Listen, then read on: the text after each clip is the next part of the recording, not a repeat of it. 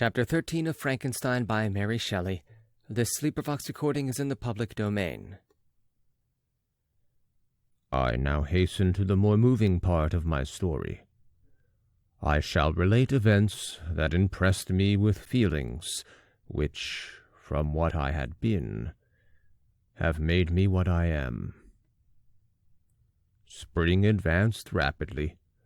The weather became fine and the skies cloudless. It surprised me that what before was desert and gloomy should now bloom with the most beautiful flowers and verdure. My senses were gratified and refreshed by 1,000 scents of delight and 1,000 sights of beauty. It was on one of these days, when my cottagers periodically rested from labor, the old man played on his guitar, and the children listened to him, that I observed the countenance of Felix was melancholy beyond expression. He sighed frequently, and once his father paused in his music, and I conjectured by his manner that he inquired the cause of his son's sorrow. Felix replied in a cheerful accent, and the old man was recommencing his music, when someone tapped at the door. It was a lady on horseback, accompanied by a countryman as a guide. The lady was dressed in a dark suit and covered with a thick black veil. Agatha asked a question, to which the stranger only replied by pronouncing in a sweet accent the name of Felix. Her voice was musical, but unlike that of either of my friends. On hearing this word, Felix came up hastily to the lady, who, when she saw him, threw up her veil, and I beheld a countenance of angelic beauty and expression. Her hair, of a shining raven black and curiously braided.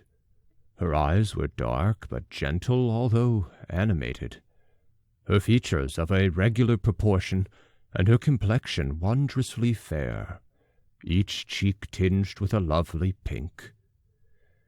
Felix seemed ravished with delight when he saw her.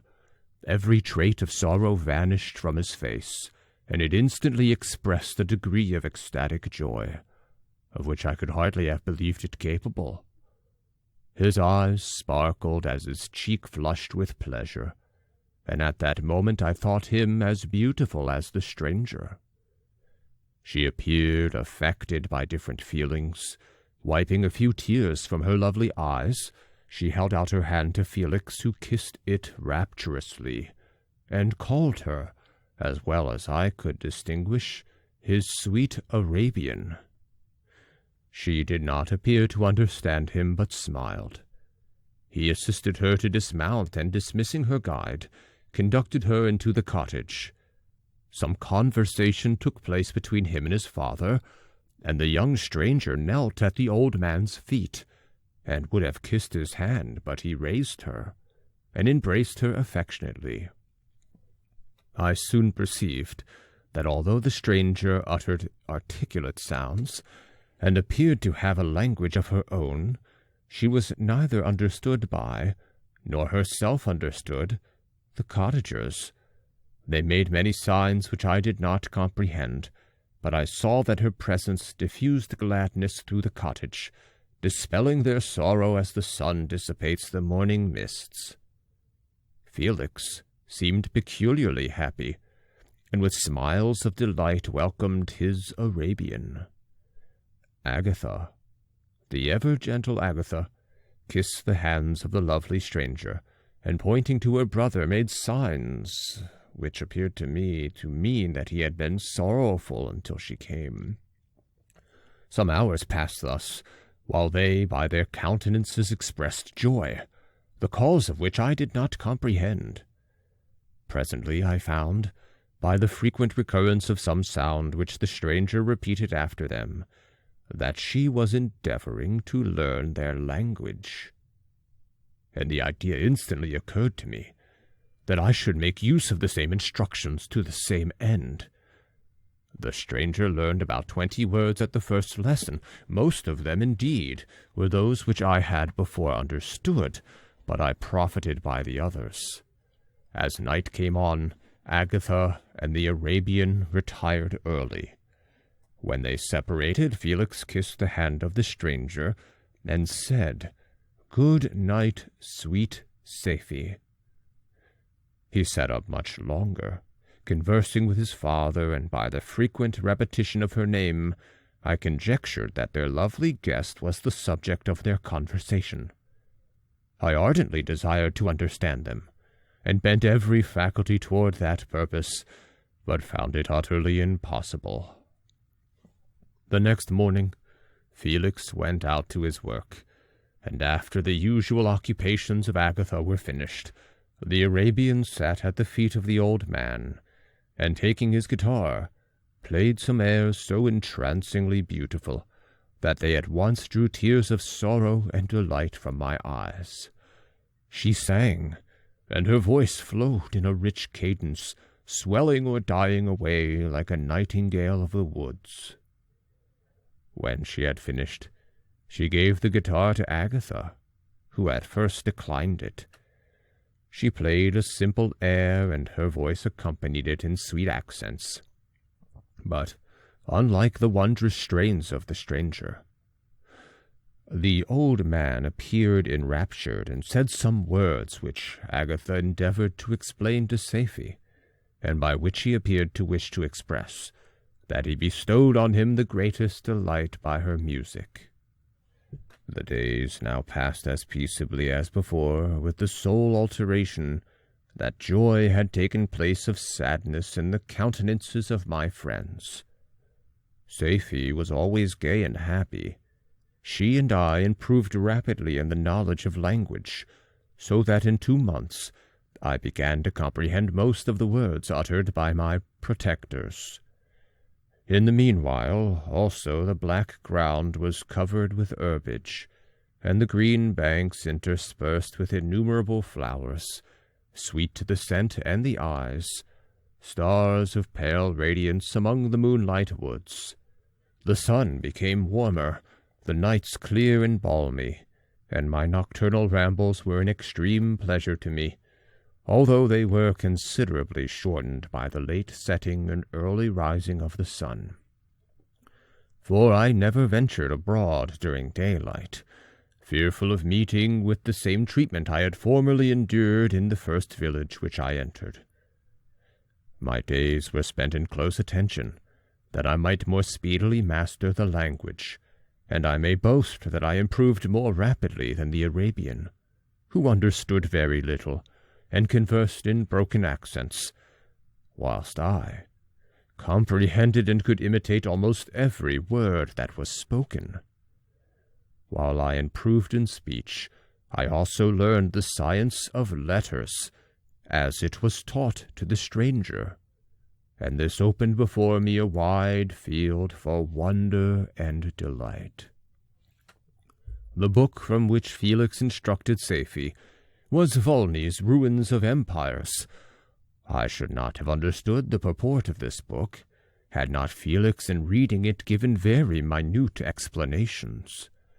He had chosen this work, he said, because the declamatory style was framed in imitation of the Eastern authors. Through this work I obtained a cursory knowledge of history, and a view of the several empires at present existing in the world.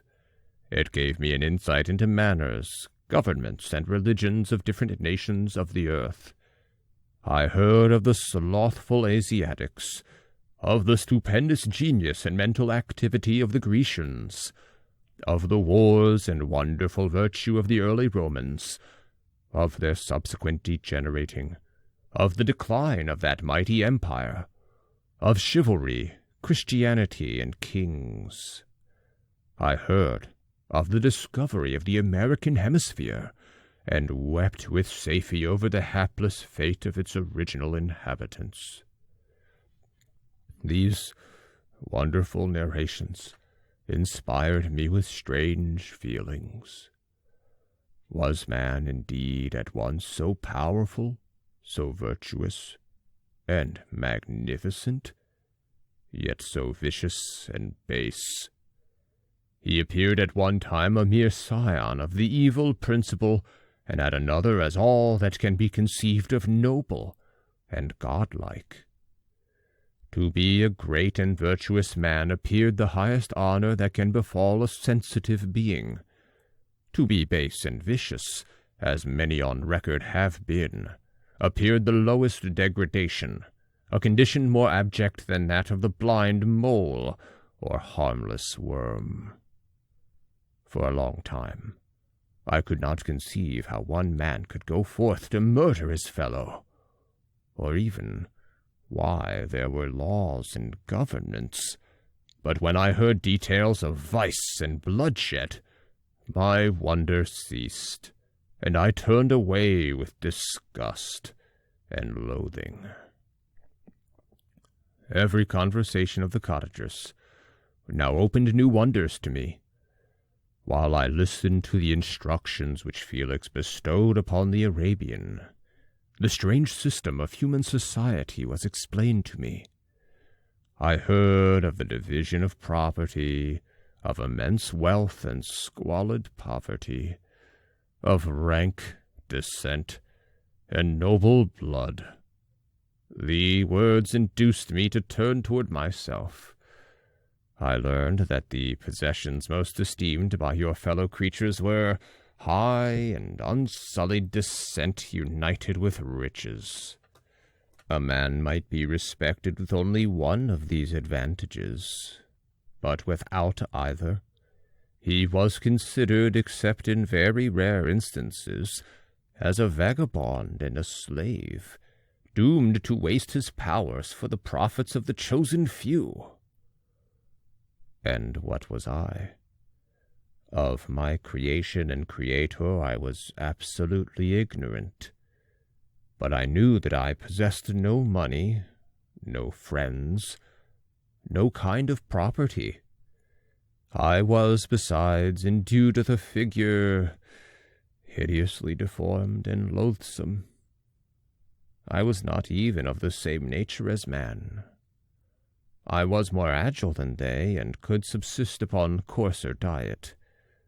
I bore the extremes of heat and cold with less injury to my frame. My stature far exceeded theirs. When I looked around, I saw and heard of none like me. Was I, then, a monster, a blot upon the earth from which all men fled, and whom all men disowned? I cannot describe to you the agony that these reflections inflicted upon me. I tried to dispel them, but sorrow only increased with knowledge. Oh, that I had forever remained in my native wood, nor known nor felt beyond the sensations of hunger, thirst, and heat. Of what a strange nature is knowledge! It clings to the mind when it has once seized on it, like a lichen on a rock. I wished sometimes to shake off all thought and feeling, but I learned that there was but one means to overcome the sensation of pain, and that was death, a state which I feared yet did not understand. I admired virtue and good feelings, and loved the gentle manners and amiable qualities of my cottagers, but I was shut out from intercourse with them, except through means which I obtained by stealth, when I was unseen and unknown, and which rather increased than satisfied the desire I had of becoming one among my fellows. The gentle words of Agatha and the animated smiles of the charming Arabian were not for me. The mild exhortations of the old man and the lively conversation of the loved Felix were not for me. Miserable, unhappy wretch! Other lessons were impressed upon me even more deeply.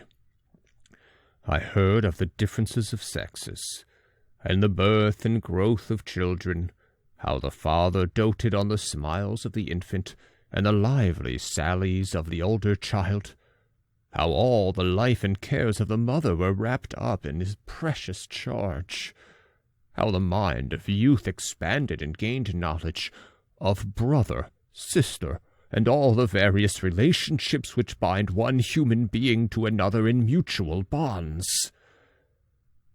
But where were my friends and relations? No father had watched my infant days.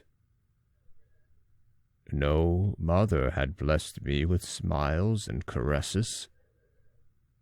Or if they had, all my past life was now a blot, a blind vacancy in which I distinguished nothing.